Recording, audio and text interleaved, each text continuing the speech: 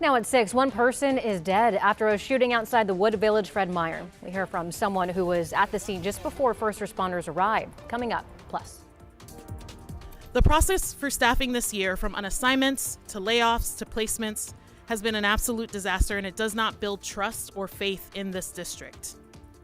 The Portland Association of Teachers frustrated with Portland Public Schools after they claim layoff notices from the district violate procedures. How the superintendent of PPS is responding ahead in a live report. And maybe robots aren't good at everything. Later this hour, we'll share more video of the moment that a robot kicked a kid square in the stomach during a martial arts performance.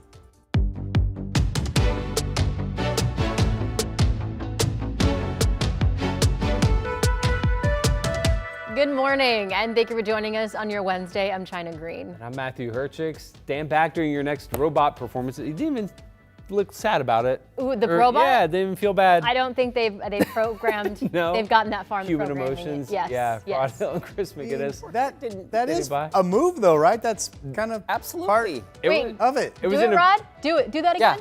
Yeah.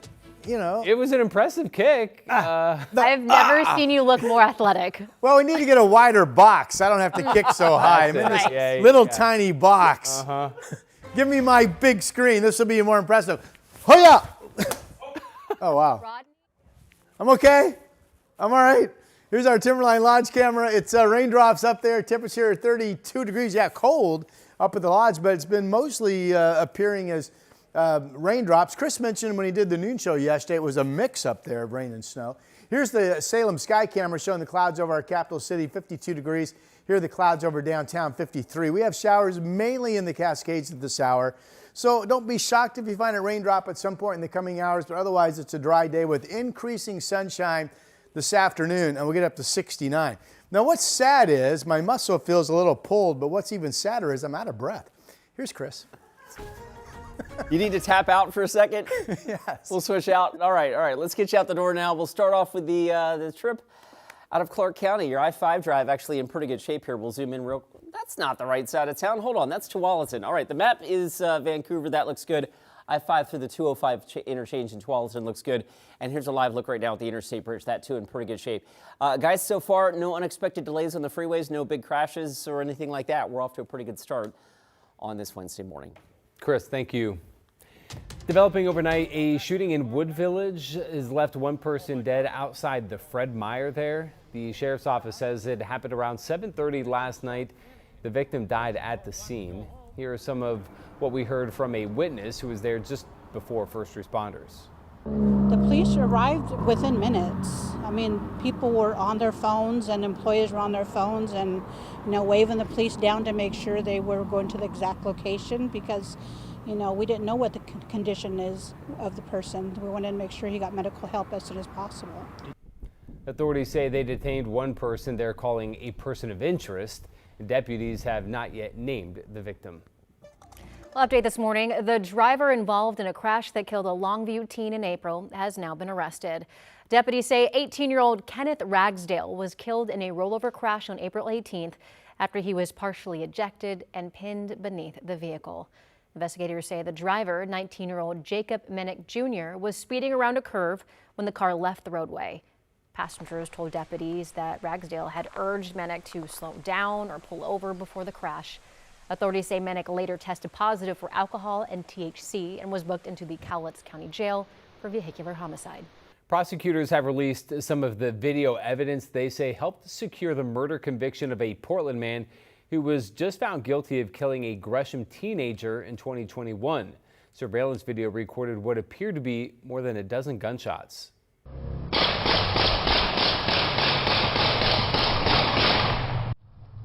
Prosecutors say moments later, the video shows the shooter Isaac Cortez Bynum Jr. running down the street. The victim, 17-year-old Seneca Alexander, was with friends with Bynum at the time. Authorities say he gave the suspect a ride to a store. I'll never forget the friends of Seneca that were with him in his final moments. The way that this has continued to impact their lives. They've lost a friend, and they'll have to live the rest of their lives with the memories of what they saw happen to him. The exact motive for the shooting is still unknown. Bynum is set to be sentenced later next month. State leaders are highlighting the recent decrease in gun-related violence in Portland while also stressing that their work isn't done. New data from the U.S. Attorney's Office shows shootings in Portland continue to decline. Deadly shootings have dropped from 30 at this point in 2022 to just 9 this year.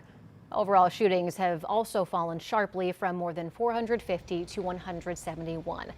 Officials credit Portland Police's focused intervention team and the Multnomah County District Attorney's Office for the decline. However, shootings have increased in recent weeks as the city heads into the summer months when gun violence typically rises. New this morning, teachers, bus drivers, and other Portland Public School employees are speaking out against staffing cuts and layoffs across the district. So they packed a meeting last night, just one day after the Portland Teachers Union filed a grievance claiming dozens of layoff notices violate contract procedures. Sunrise reporter Corey Johnson is live this morning with what employees had to say. Good morning, Corey. Yeah, good morning, China. Matthew, during yesterday's meeting, several employees described departments that are already stretched thin. Now, the Portland Association of Teachers recently filed a grievance against Portland Public Schools, alleging dozens of layoff notices don't follow procedures outlined in the union contract. According to the union, at least 82 layoff notices have been issued so far, and leaders contend roughly 77 of them may not comply with contractual layoff procedures. PPS disputes that claim. Now, at Tuesday's school board meeting, employees shared concerns about how staffing cuts could affect day-to-day operations and how the district has handled staffing decisions. During that meeting, PPS Superintendent Kimberly Armstrong mentioned as they move through these difficult layoffs, staff that are currently unassigned are still guaranteed a job next year. But one bus driver told the crowd the transportation department is already short 20 to 25 drivers on a typical day, which leads to delays and breakdowns in communication. Just last month, I had to explain to a mom our department's lack of resources or why we can't pick up her kid on time and why she can't get a hold of anybody on the phone. There's nobody to answer the phone. They're all driving. We do agree that June is a terrible time to receive that information. And I think as we think of next year and the budget reduction that we have in front of us, we want to be early with our information. And PPS leaders have denied violating that contract and say that they're reviewing the union's grievance. The district now has 10 days to formally respond to those claims. Matthew, China. Our Corey Johnson reporting live this morning. Corey, thank you. Meanwhile, PPS also adopted a resolution to allow Superintendent Kimberly Armstrong to start the renaming process for 4 local schools. Those schools are Cleveland High School, Jefferson High School, Robert Gray Middle School, and Cesar Chavez K-8 School. In addition to renaming the school, the board is also planning to change the mascot for Cesar Chavez. Resolution 7312 is approved by a vote of 7-0 with Student Representative Retorto voting yes. The name has now officially changed. The school board has also voted to rename Joseph Lane Middle School as Brentwood Middle School. The change comes after concerns about Joseph Lane's ties to slavery and his actions towards Native Americans. The name Brentwood was chosen because it comes from an Old English term meaning burnt wood and doesn't honor any individual. Students and staff also voted to change the school's mascot from the Pioneers to the Bears.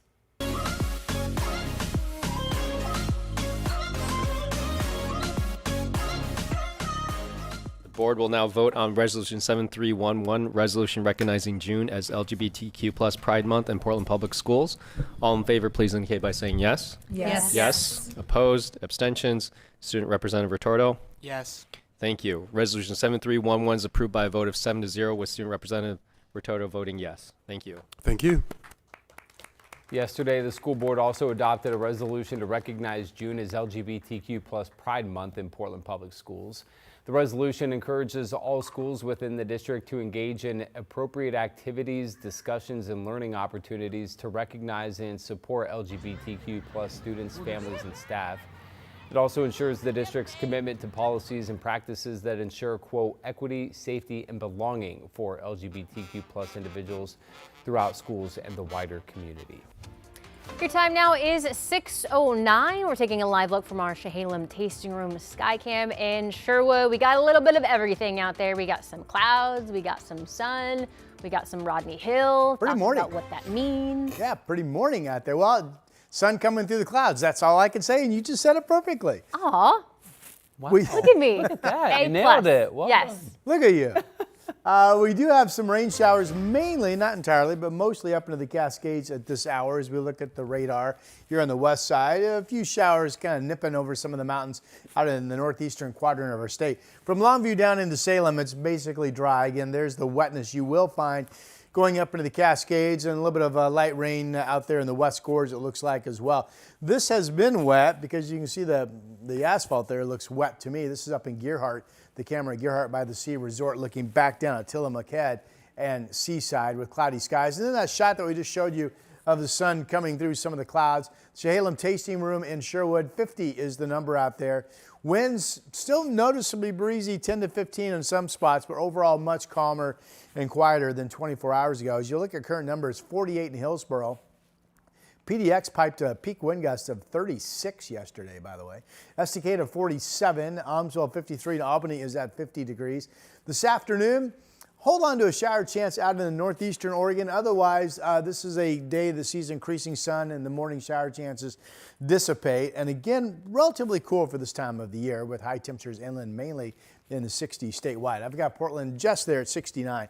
Starting tomorrow, it's all sun all the time, and the warm-up begins. 78, Friday 83. Saturday, some of the modeling is showing we don't make it to 90. Right now I've got 91. And then we have the KGW weather impact alert for extreme heat between 95 and 100 degrees on Sunday and Monday. 96 Sunday, 98 Monday, cooling off back down closer to 90 on Tuesday.